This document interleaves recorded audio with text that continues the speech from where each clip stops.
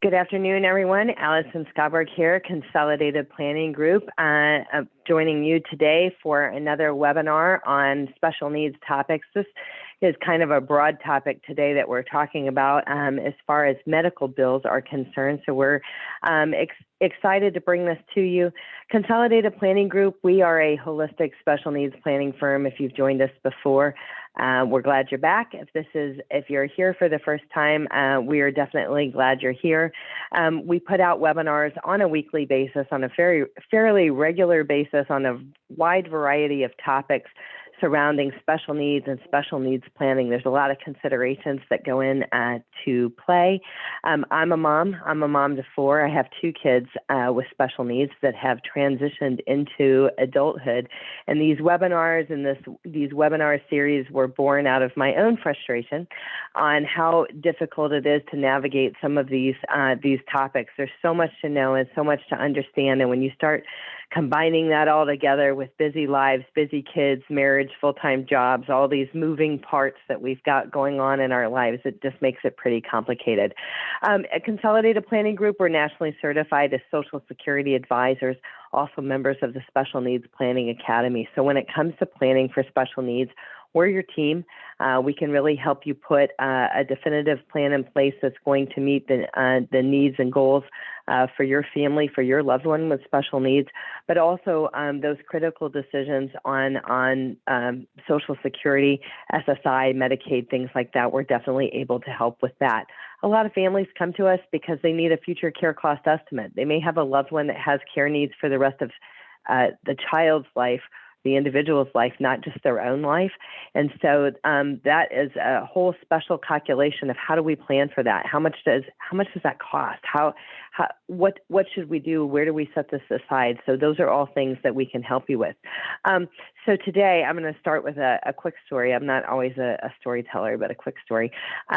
So one of my kids became very, very sick in 2003 and was life flighted to a hospital and on a ventilator. Things were bad. She was in the ICU for three weeks, and that started a massive treatment program for 3.5 years and ongoing for basically her life.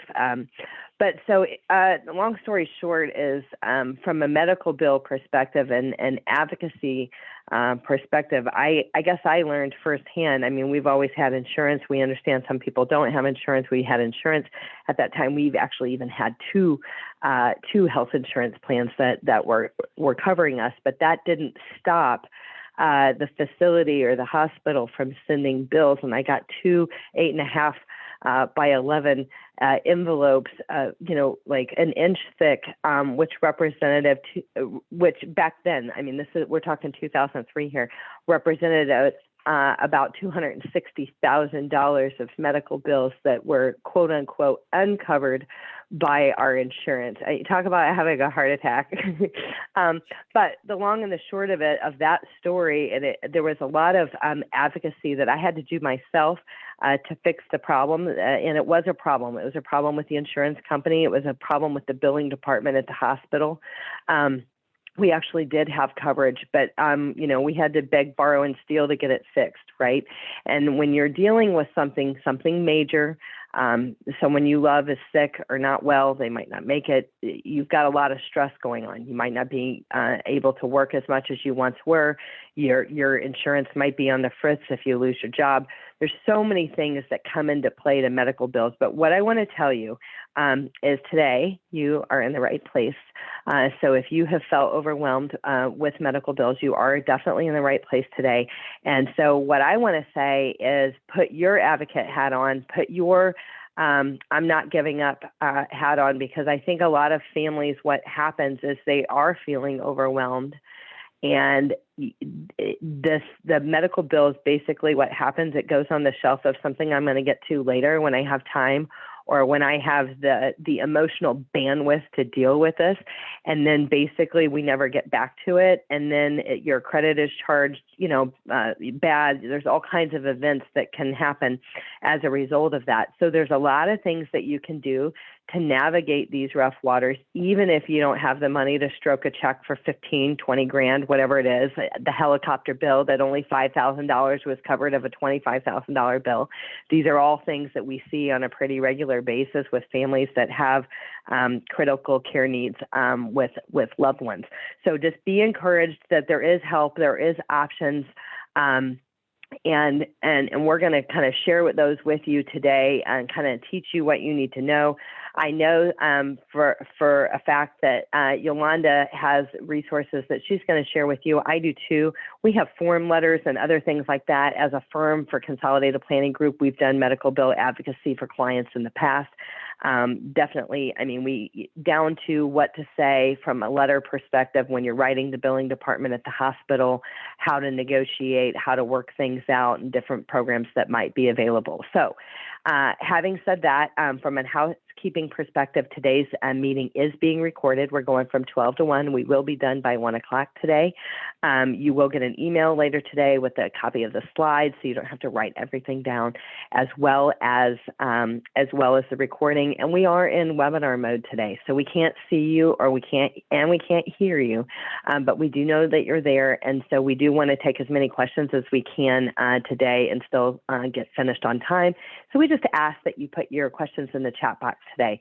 So today, here we are, how to save on medical expenses, and we have Yolanda Baker back with us from Curative Finance, and she is an accountant and author on the Smart Family's Guide to Healthcare Savings. So Yolanda, thank you so much for being here and being back with us today, and I'm going to turn it over to you. Thank you so much, Allison. And you know, you did mention that story before with your child, and I totally empathize and sympathize, and I'm glad we're on this journey together. So before we start, I have a disclaimer. And for some of my viewers who might have vision issues or hearing issues, I have put most of what I'm going to say on screen. And so again, if you have any questions about the particular webinar, any questions towards me, my email is in the chat. I am open to any and all questions for you. So the information from this seminar, I'm sorry, Allison, would you mind going back real quick so I can do the disclaimer? So I'm assuming no liability for any of these issues. Just imagine that we're at a coffee shop and we are both special needs parents talking about our children. And so this is how I want to present it to you. So it's the accumulation of years of trial and error, as well as listening to many special needs parents. But I ask that you please seek the advice of professional advisors such as CPAs and financial planners and advisors. So we're going to talk about a little bit about my story. Next slide, please. And the next slide. So I want to talk to you about my son. This was my son actually several months before his autism diagnosis. And so I'm going to tell you a story about him and how I came about to Curative Finance. Next slide, please. So my son was diagnosed with autism at 18 months. And when my husband and I found out, we went straight to work. We went to so many different therapists and specialists. We had him on special diets. He eventually attended a special needs school. It was a pretty hectic time. And next slide, please. And things were going well. And this was him during his first several months of therapy. Things were going as planned until the insurance denied all the claims. Both my husband and I, we never experienced any issues with the health insurance industry as young adults. We never had any issues until my son had the diagnosis. So we were we were novices. We were unaware about how the healthcare system worked. But, you know, we had to continue with the therapy in spite of the fact that the bills were coming in and I felt obligated to pay. So I used my credit cards. I took out a small loan. I did everything that I could and my husband could to cover these out-of-pocket costs. And so my husband and I fought with the insurer to get some of these expenses reimbursed, but it did take a few years for that to get resolved. Next slide.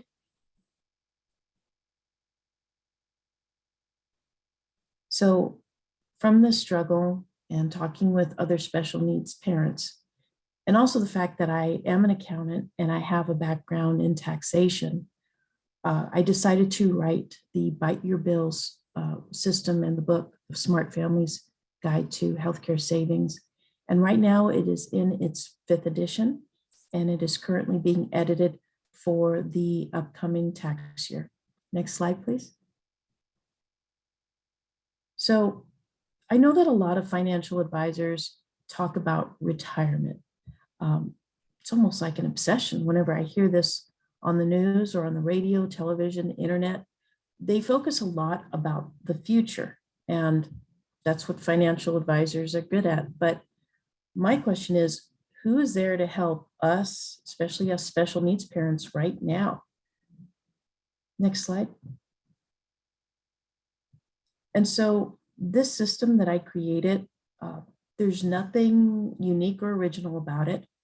I took existing systems and placed them into what I call a year-round healthcare savings system. And this is just a summary of what I created. So BITE is an acronym. It stands for budget, insurance, specifically health insurance, taxes, and employer-sponsored health plans such as HSAs, FSAs, cafeteria plans. Next slide. So we're going to talk about each acronym. We're going to summarize it, but I do talk about it in detail in the book, and I also have some free resources that you could look at. So in regards to budgeting, I didn't really have a specific plan, but just like with a diet, whatever method suits you, you should stick with it. Whether you're a Dave Ramsey aficionado or you're a traditional pen and paper, or if you like to use special software, whatever budgeting software you like, you should stick with. The other thing I created or on my own, and I decided to do was I created a separate savings and a checking account for my son for his medical expenses and reimbursements. I also created one for my daughter when she was sick. It wasn't chronic, it wasn't a major issue, but I decided to create one for her. And the other thing that I did was I used cash for transactions whenever I could. You know, now with COVID, it's a little more difficult because some places do not accept cash. But if you are able to, I would still recommend doing that. The first year I did this, I actually saved. That first year, I found out I had $700 in spare change. So it's a pretty amazing thing once you get the habit of saving your change in a piggy bank or a savings account. Next slide. Yolanda, Yes. One of the things that I wanted to talk about here is that the reality of it is that you can have an ABLE account. If you have a child that has a disability, you can have an ABLE account if their disability started prior to age 26. And the ABLE account, you can put up to $16,000 a year, and it grows tax-free. You're going to yield a little bit more than a regular savings account, but you can pay for a number of things out of an ABLE account, but medical expenses, schooling, tutoring, there's so many things that you can pay for, but for sure, you can pay for those medical expenses out of an ABLE account. So that is something that is definitely worth considering. But I also wanted to chime in here, Yolanda. So some of the first tips that I would say, and I know that we're going to give a lot of tips on this webinar, is first things first. When it comes to these medical bills, one thing that you need to know is there are programs in place at these facilities. Now, your private doctor's offices, maybe not so much, but these hospital systems, they all have programs. Some of them call it financial assistance. Some of it they call it a charity care application. There's different names for it. But when you call these billing departments, they don't normally offer this to you right off the bat, right? But if you know that it exists, which we're telling you that it does, you can specifically call and ask for these applications. And you can ask for these regardless of how much money you make, because sometimes there are situations where we've seen families that are actually making a lot of money that have received some assistance from the facility because of other underlying factors. Maybe they had a house fire. Maybe their house flooded in Harvey. Maybe there's been a death of a loved one and a wage earner. Maybe there's some kind of, other circumstances that they will consider. But the bottom line is and I don't want to steal any thunder from any of these other slides, is don't put these bills on the shelf. Open them. Look at them. Contact the financial department. Make those phone calls. Do not let these go to collection. Yolanda can help you. I can help you. We can help you all day long. But once they go off to collections, it makes it very, very difficult for it to be pulled back, or for us to help you at that point. So I think that those are all very, very important things. And one myth, I want to talk about a myth, because I know that everybody on here has heard this myth before. And it goes like this. If you have a hospital bill, as long as you send them something every month, they cannot send you to collections. And that is a big fat lie. So the key to that is hospitals and facilities are more than willing to put you on a payment plan. Typically, when you call, you're going to get a customer service representative that only has a threshold of so much. And usually it'll take the entire bill and divide it by 1/12 or 1/18. Every once in a while, it might be 1/24, where they want you to pay it over 1 year, 18 months, or 2 years, or something like that. And that's what they're trained to do, and they're trained to talk to you about that. But you still have the right to say, well, I appreciate that, but I still can't afford that amount. Could I be escalated to a supervisor so I can get the monthly budget amount in something that I can fit into my budget month in and month out? I want to pay this bill, not trying to not pay it, but I've got to be able to afford this on a monthly basis. So that's kind of a really a first step, but don't be afraid to say next when they give you that 1/12 and you still can't afford the 1/12. And usually how that's going to go, they're going to say, okay, no problem. I'm going to escalate this to a supervisor and somebody will call you back in 24 to 48 hours is basically how that happens. Sometimes you'll get them on the phone. But the key is just know that you absolutely cannot just send them $1 a month and they didn't agree to it. The key to this, if you send them anything monthly, they won't send you to collections, is as long as you send what the agreement was monthly, then they typically will not send you to collections. Thank you, Allison. Yeah, thank you for explaining the ABLE, because I'm not a financial advisor. Thank you for clarifying that, but I really wish that I had met you 15 years ago to talk about that. Eventually my husband and I did resolve most of the insurance billing, but there was a time where it was financially, it was pretty difficult to get those bills paid. But we did, from this struggle, I was able to help people. So it was, in a way, it was worth it. It was a great learning experience. And so let's go on to the I, which is health insurance. And so there are a few things that you should become familiar with. There's something called the explanation of benefits. And again, if you need additional information about what that is, I do have free resources that are available to you. And so what I would suggest is trying to understand as much as possible what the EOB is, why it's important. Also, look at your health insurance policy. Now, some people do get confused by this because they receive it's usually 15 to 20 pages long, and they think that is the policy, and that is not correct. The policy can be, I've seen it as few as 85 pages long, and I've seen a health insurance policy as long as 200 pages. And so you do have the right to request a paper copy or a virtual one that you can read through. But the health insurance policy, I would recommend reading that. If you have difficulties, any questions about that, there are some resources that you can talk to, which I will talk about later in the slides. If things get a little hairy, if things are overwhelming, this is something that I did for a bit, and it was so helpful. We contacted a medical claims advocate, and you could do something like Google. You could talk with Allison's group. You could talk with me. But there are professionals out there to assist you in this process. Just remember, you're not alone in this. Many families and many individuals have gone through similar situations, and there are experts there to help you. And also understand claim denials. Sometimes, well, I have to say sometimes, I don't want to say all the time, but sometimes there are incidences where you will receive claims that are incorrect or possibly not even yours. We've had several situations personally where I received claims, denial of claims that were incorrect. And eventually, through our persistence, my husband and my persistence, we were able to get those cleared up.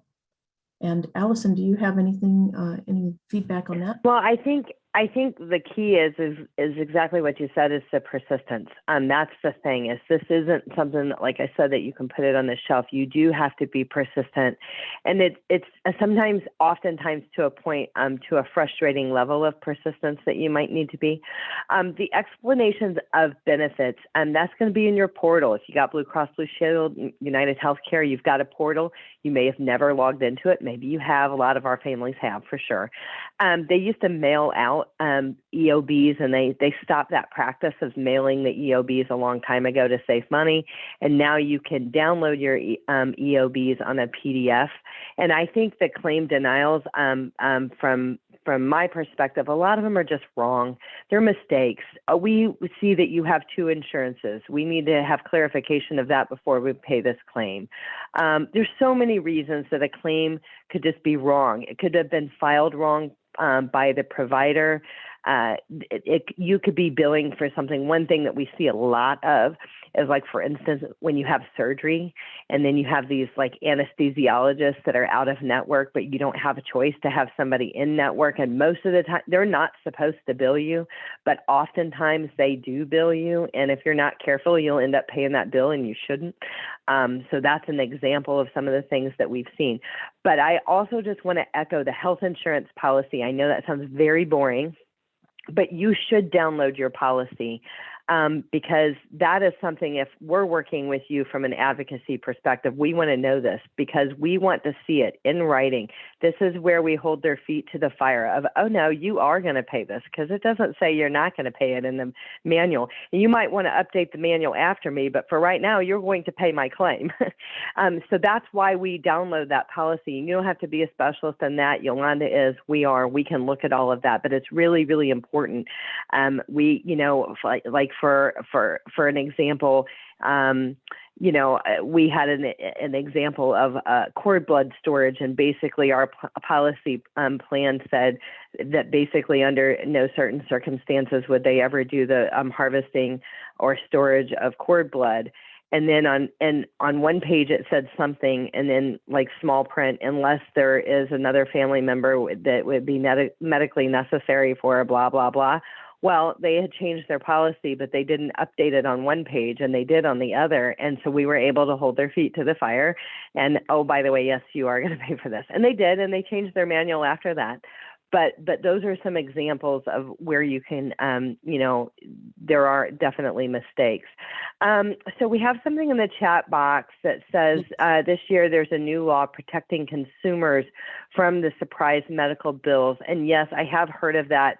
Those surprise medical bills, I mean, they're pretty bad. Like, I personally had an experience in the last year, and I knew that we didn't owe it, but they kept sending, and they were even sending letters saying that they're going to send us to collections, but they never should have billed us before.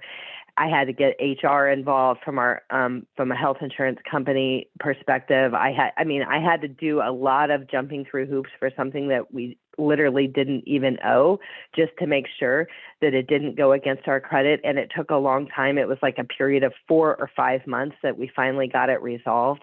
But it is a real thing. And if you're not on it, like in that example, even though I really didn't owe that bill, had I not gone through that process, and got it all taken care of, signed, sealed, and delivered, they would have put that against my credit because the company that was billing from an administrative perspective was a nightmare. So it just would have kind of gone through to collections and then against my credit for basically no reason. So thank you for sharing that new law. And he did put a link to it in the chat box so everybody can take a look at that. I think that's good advice. So back to you on taxes, Yolanda. Thank you. And yes, thank you for that link. So the next letter of the acronym is taxes. And this is a really exciting portion of the webinar. Actually, when I wrote the book, I had about 700 pages of notes and other information. And I thought that if anything, it would be a cure for insomnia. But I did whittle it down to just a couple of hundred pages. And then I whittled it down to a 35-page guide that is free. You just need to email me and I'd be happy to send it to you. But when it comes down to taxes, you need to understand what a deductible medical expense is and when to use it.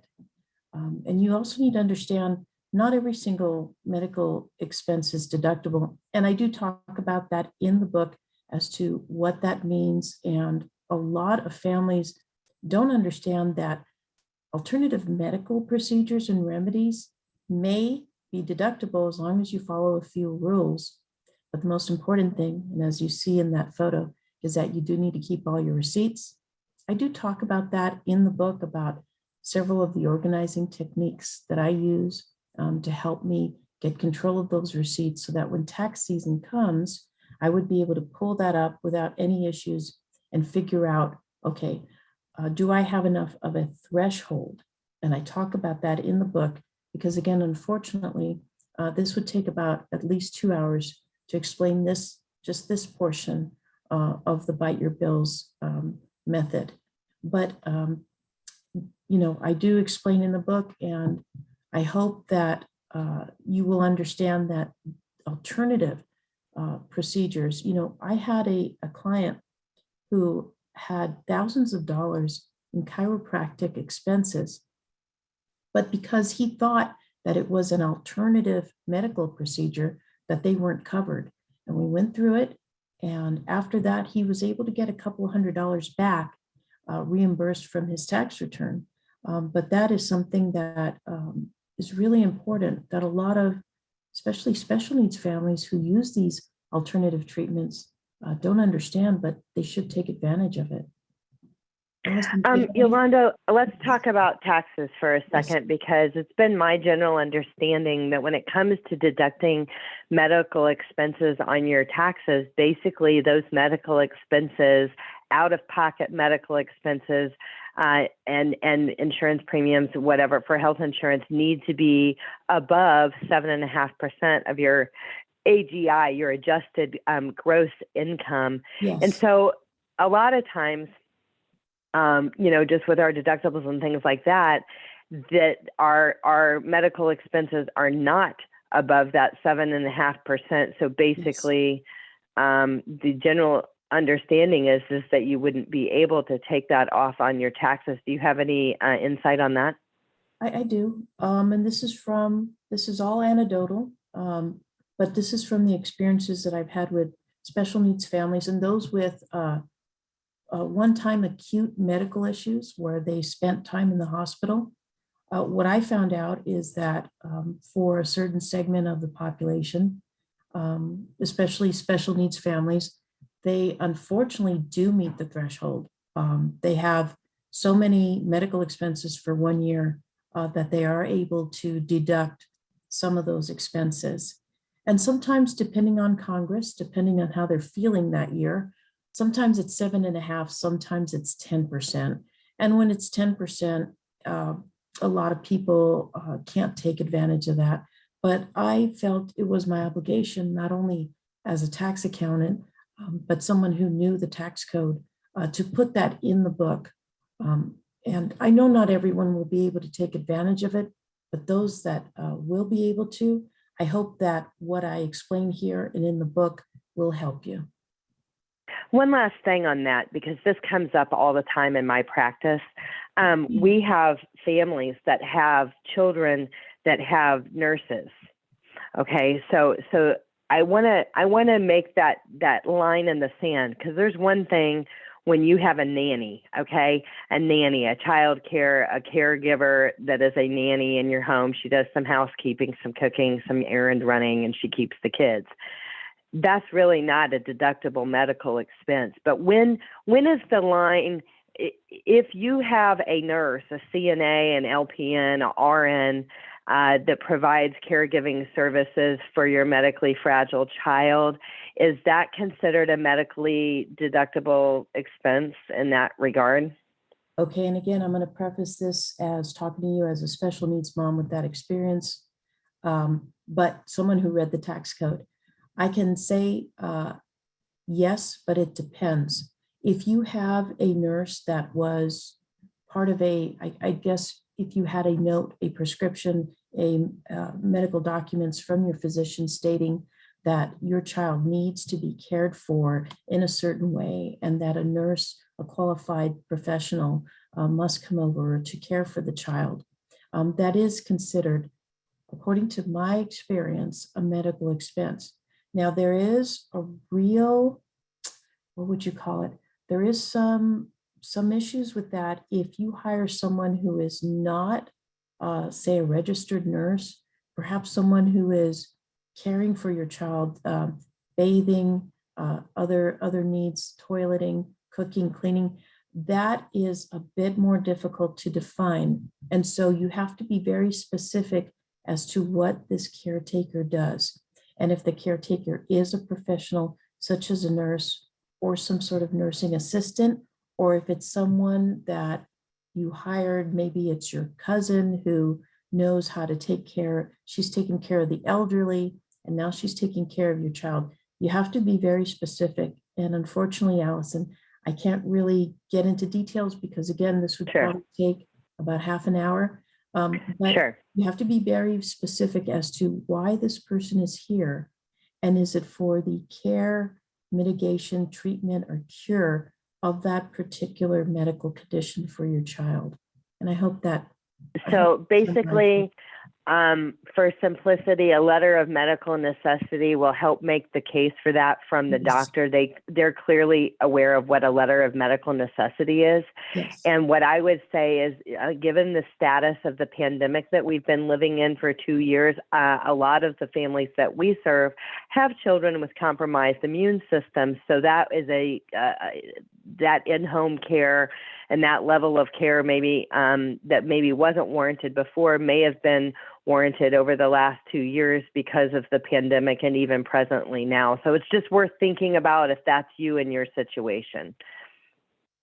Thank you, Allison. Yes, that's right. Because I was in that situation. And so it wasn't just from talking with special needs families. I actually had deducted those expenses for the care for my son for a while. And so let's talk really quick about, well, what do I mean by a deductible medical expense, the definition of that. And you can pull this up to irs.gov after this webinar, and you could look for publication 502, which is medical and dental expenses, where you find this definition. And this is how I'm able to distinguish between, is this deductible or is this something that is kind of in the gray area and it probably won't be. So real quick, the definition is the cost of diagnosis, cure, mitigation, treatment, or prevention of disease, and the cost for treatments affecting any part or function of the body. And so what it does not include is expenses that they think are merely beneficial to general health. And they give the example of vitamins or a vacation. Now, here's the thing that most people don't know about, and this is where the alternative treatments come in and where a lot of people are pleasantly surprised. It does include treatments, services from a holistic practitioner, and those include those who are not licensed within your state. I believe in Texas, homeopaths are not licensed. I've been to a homeopath many times in the past. I've used the treatments for my son's autism. Whether or not you believe in that, I was able to successfully deduct those expenses because it was, per the definition there, it was for the cost of mitigation and treatment for my son's autism symptoms. And again, to go into detail on that would take a bit of time, but that is one of the things that most special needs families or families that I talk to are surprised about because they don't think it's deductible, but it is. And then the next slide, please. So then, if you could go back one. So what is not deductible? We could go back one slide. So you have to, these are the questions that I ask myself and that I tell my clients to ask themselves. So is the treatment or service covered by that definition I just told you? Is it covered? Do you have a prescription of the medical condition from your physician? And do you have a receipt or statement for the treatment or the service? And there are other requirements that I talk about in the book, but those are the top three you should think about. There are other questions you should ask. But as an example, for my son and his homeopathic services, the treatment was covered by the definition. And I did have my physician, actually it was his neurologist who gave him the prescription or the diagnosis for autism. We also got the prescription for speech therapy, occupational therapy. But from that original visit that we had, we were able to show that this is for the treatment of autism. And I backed that up. I talked with a CPA. The first year I did that, I was a bit hesitant, but those were deductible. And then from then on, I started using that with these main questions. But again, there are some other requirements, and I could talk about that at a later time. And also, it is covered in that guide that I have. Do you have any questions, Allison, or any comment? You've mentioned your guide a little bit, and I think you'll probably mention it at the end, but I just wanted to know for the people that are out here that might be interested in your guide, is it on Amazon? Can they find that on Amazon Prime? You can find the original book on Amazon Prime, but what I would like to do is offer people the summarized version, and then I can offer them a more expanded version depending on what questions they have, because the book on Amazon is more of a general, more of a holistic viewpoint, but I do have specific guides for specific issues.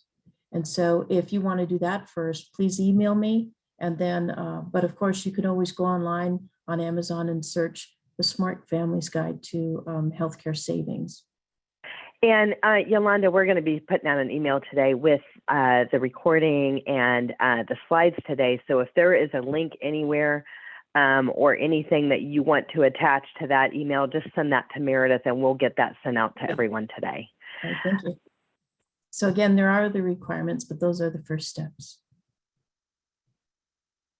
So I like to add a little humor to my webinars and books. And I actually have a company called faketaxtips.com. I have mugs and motivational posters, and this is one of them. During an IRS audit regarding the deductibility of your chakra therapy visits, do not prove your point by rubbing a crystal on the agent's head. Actually, this is a little bit of humor, but it actually has some truth to it, because I've had several clients who've asked me, well, I do energy work, I balance the chakras, and that is getting into a gray area when it comes to holistic therapies, because you have to go back to the original definition. Is the therapy for mitigation, treatment, or cure of a particular medical condition? And even if it is, do you have the backing of a physician with a statement or some sort of prescription? And when it comes to the more, I guess, esoteric therapies, I would advise maybe talking with me or a a CPA about that, because that's getting into a gray area. And so I just want to mention that for anyone who's really interested in deducting their alternative medical visits, this is something that you will need to figure out and to be as knowledgeable as possible. And again, I can offer you those resources. We have a question Yes. this one comes up a lot. Can attending a private school for special needs be tax deductible? And from my experience, Yolanda, it's questionable. So Yes. if the special needs school is providing therapy, such as speech, occupational, any physical therapy, any of the types of therapy that they could be offering, that portion could be deductible. Basically, Yes. if you hit the 7.5% of AGI, but if they're basically just going to Briarwood and they're paying $56,000 a year for the special needs school, historically, I've just heard that that's not covered. What is your take on that? It really depends on the situation. It really depends on the school. I actually did quite a bit of research from the tax code, looked at tax court cases, and it is pretty much all over the map. We have several tax court cases in which the full tuition was deductible. We had tax court cases in which the child had behavioral issues, and because it was a school for behavioral issues versus specific speech therapy or ABA therapy, or a school for autism or those with Down syndrome, it was just general behavioral issues. None of the tuition was deductible. So I do have some specific tax court cases that I go over in my resources, but that is something that would need to be discussed with a CPA or other financial advisor, because it is a bit murky when it comes to And we do have a CPA that we do refer to that is known in the greater Houston area for working with special needs families. So if you need one, you can reach out for that. The other thing that I will say that I am aware of is I actually do have clients that have children that are on the autism spectrum, that their health insurance is paying basically minus the deductible for 100% of the school. Now, is that the rule? No, that's the exception to the rule. I basically have 3 families that I know that this is happening for. But this is typically when we're seeing the autism spectrum children. I'm talking about the younger kids that are getting more therapy than they are, regular education or whatever. So that's basically how it's covered, but actually instead of it being necessarily deductible, just being covered by their health insurance plans. So, and the schools that's happening, so not all schools, most schools don't even take insurance, but there are schools in the greater Houston area that I'm aware of that do take insurance and are doing a pretty good job in that department. So I just wanted to mention that. Thank you. And so the last letter of the acronym is the employer-sponsored health plans, AKA cafeteria plans. They're HSAs, FSAs. What I would suggest in this portion is to read your cafeteria plan carefully, because a lot of medical procedures are reimbursable. I would advise that if you need help with this portion, to first talk with your HR representative to see if they have additional resources for you for help. From my experience, I would place, there was a time when the FSA was, the amount that you could contribute was a whole lot more than it was now. But my experience is try to place the maximum amount allowed for your plan, both in the HSA and FSA. My experience, though, is that you should use funds from the HSA or other cafeteria plans first, on top of trying to see if you can get these covered by your health insurance plan. So try those 2 before attempting to think about deductions, tax deductions. I think too, you just got to look at both of those too, and because everybody's plan is different for their group health plan, and whether if you don't spend it, you lose it, like at the end of the year.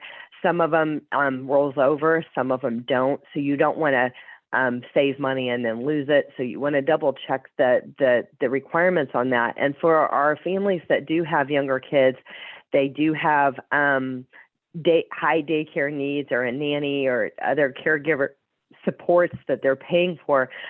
Oftentimes your employer also has a dependent care spending account. So it's a very similar account there. I always max that one out too. These are all smart things to do. And oftentimes at open enrollment, we overlook this because we're not familiar with this. We feel overwhelmed by it. And quite honestly, we're just trying to get our benefit enrollment in before they close the door on us. But do look at these because they are very, very important and they can save you a lot of money. And so if you're in that tax bracket where you're making so much money that you're that 7.5% or 10%, whatever year it is of the AGI, you're struggling to meet, you can win by tapping into these programs that you have available through your employer.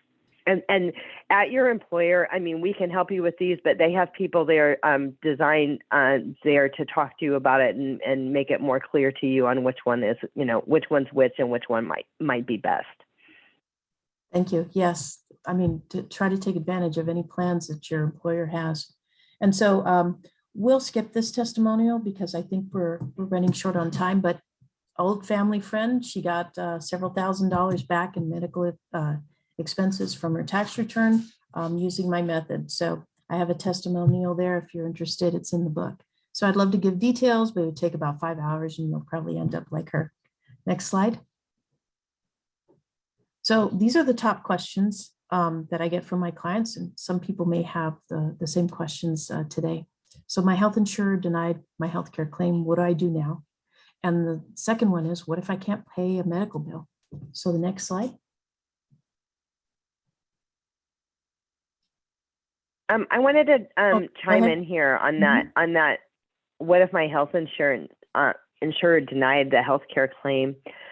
One thing that I will tell you guys too, so yes, you have to advocate for yourself. Yes, you have to work hard on this and be, I use the word intentional on kind of navigating some of this stuff. But also don't be afraid to partner with the doctor's office or the facility and put, I guess I when I say this, if you're short on time and you're short on patience, wherever you are right now, there are people. So if it was, denied by the health insurance company, these facilities have whole teams of insurance experts that all they do is refile claims. All they do is navigate and talk to the insurance companies. So you can, I don't want to say pass the buck. You can share the buck. How about that? With the people at the facility, that's what they're trained to do. They do it all day, every day. So don't feel like you have to take on the world if you're not feeling like you're up to it. Yep, that's what we did, and it really helped. A little bit went a long way in that. So in regards to the first question, there was early on in our struggle to get the medical bills resolved, I encountered online the Patient Advocate Foundation, which is paf.org, and their website is just a plethora of great information. They actually can help you. They have things like connecting you with a medical billing advocate. Exploring the resources on that site have been an amazing, it's really helped me to get some of those expenses resolved. I actually chatted with a representative when I first started, telling them that I was confused and a bit overwhelmed with the process. They were able to navigate me to the right information so that my husband and I could successfully get these claims resolved. And it was a great help. So if you, there's a lot of resources on this site, so you may be a bit overwhelmed. So take your time, visit the site, and I think it's just a great resource. Along with Allison. They also have studies. They have studies out there, the Patient Advocate Foundation. where, like for instance, Texas Children's or Duke University or something, Johns Hopkins might be doing a study, and it might be in line with your loved one and their diagnosis, and that might be something that you might be interested in. And as a result of being a participant of the study, that the treatment might be free. So it's worth checking into, and it's also worth if you are ever faced with a horrible diagnosis and you're looking for other options, what are the options? What are some other options? Because certainly anytime something like that, we always recommend getting three opinions. So what are some other what are some other options that they do a really good job of being neutral and kind of giving you the information and letting you explore what might be best for you. And so I do love the Patient Advocate Foundation. So thank you for sharing that. Yeah, thank you.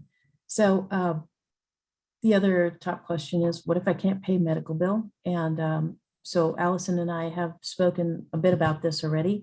But some of the things I thought about was, what do I do with the medical bill? Not, I can't pay it. So again, the questions come up to, is this a legitimate charge? Is this legitimate? Is this even from the services that I had? Like Allison had said, sometimes these statements come in and they're for services that you didn't have, or they were incorrectly coded. The other thing is psychological. Just open and read as soon as possible. Once you get that envelope, just open it up and read it. If you need to, find a quiet place in your house, but read it, and don't shirk it off. Don't be afraid. This isn't the IRS. Although even with the IRS, I give advice to my clients. It's not the end of the world. It's not going to be something that will be the end of your livelihood. I've received a lot of interesting stories from my clients when I tell them this. Like, if you need some help, talk to somebody about this. But this can be resolved. For example, call the billing department as soon as possible to confirm the charges. That's one of several things you could do right away. Again, if you feel overwhelmed, contact the PAF, contact Allison, contact me. Talk with somebody who has experience in this. A lot of times they're going to send you a bill right away. So you have a surgery, the surgery's $250,000. They send you a bill right away. They haven't even billed your insurance, or they've billed your insurance, but insurance is pending. They just want you to have an FYI of what the charge is. And sometimes it'll say this is not a bill, but you still got to pay attention to these. So I think honestly, the key thing is a lot of these people in the billing department, they're very wonderful. They're human beings too. They've got kids. They may have kids with disabilities too. They do get it. So talking to them, again, asking for their financial assistance application. And one thing I want to tell you right now is if your child with a disability is not a child anymore and they're 18, you definitively need to apply for the charity care or the financial assistance application. If that child is not working, they are otherwise indigent, they are getting SSI and Medicaid, yes, apply for the financial assistance. I have not seen it denied, actually, in those examples. So a lot of families don't think about that because the child still lives with them. They're the guarantor, whatever. But ultimately, the child is an adult once they turn 18. So that is something I want to be crystal clear on. The other thing I want to say, too, is I want you to be aware of, it's not as a financial planner, it's not my suggestion that you ever stroke a check for the total amount, okay? Because they will take payments, and they typically don't charge interest, okay? So once you set up the payment plan and over 12, 18, or 24 months, they don't charge interest. Well, your money that you have, if you are in the position where you could stroke a check for the total amount of the bill, whatever it is, you could be growing your money. Okay, you could be growing your money at a moderate rate of return and making payments to them and still paying the medical bill off if they're not charging interest. So that's one way to look at it. The other thing that I want to make sure that everybody is aware of, and again, every facility, every hospital system is different on what they do, but it's important to ask of what if I pay this? What is the minimum you can take if I pay this bill off in full right now? Hospitals need to get their money. And so a lot of them have programs in place. They will automatically reduce the bill by 25% right off the top. I've seen it reduced as much as 50% if you pay it in full. But you have to ask. They don't offer this, right? You have to ask the question. And then, oh, no, we can't reduce that. I'm sorry. Can you transfer me to a supervisor? I'd like to, vet that again. So those are some of just strategies and talking to them. But I mean, I literally had our helicopter bill reduced by 25% by simply asking. So that was a payday for me, right? So I think all of those things are important on this for sure. Thank you, Allison. Next slide. I want to thank you. Actually, we're really good on time. It's under 1 o'clock. We could talk. Yes, you know what? We typically go right to it. So that is perfectly in line for sure. So as always, if you've attended our webinars in the past, you know that we have a YouTube channel. All of our webinars live on our YouTube channel that you can subscribe to for free, past webinars. If you are a special needs family, these are things that should be on your radar that you maybe should be thinking about. We definitely have webinars on every single one of these topics, so you can go back to the YouTube. You will get an email once a month on the webinars that we have scheduled for the following month, so you can sign up to attend the live webinars, or you can go back and listen to old ones as well. As always, I always just like to say, meet our team. We work on a collaborative team at Consolidated Planning Group. We got some awesome professionals on the team. So because I do a lot of the webinars, I always just want to make sure that people know that it's not just me. I work on an awesome team. And I am so thankful for them. At Consolidated Planning Group, we always do free initial consultations. You can take a picture of this QR code and schedule directly with us at a time that works or that is convenient for you. We've got our YouTube channel, our Facebook page. A lot of our events live on our Facebook page that we are either aware of or that we are hosting. So we post a lot of stuff on that Facebook page.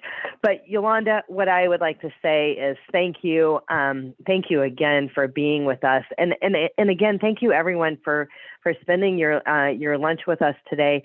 I think that this is important. And I know for myself, and I know for Yolanda, again, we eat, sleep, and breathe this. We do this. We know this backwards and forwards, and we lived it both personally, not only professionally, but personally. And so it can be overwhelming, but as long as you guys will take some of these steps, make those phone calls, don't put the bill on the shelf, open those bills, interact with the facilities, talk, don't let it go to collections.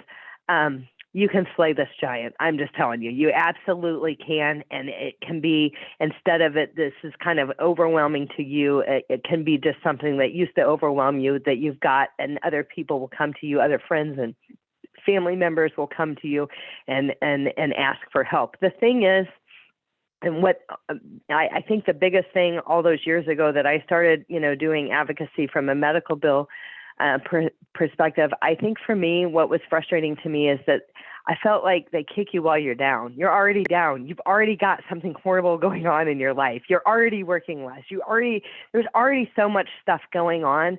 And then it's just this one more thing hanging over you that you got to handle. And so I do totally get it. But I do know for sure. I mean, I've seen complete bills completely wiped out through these financial assistance applications.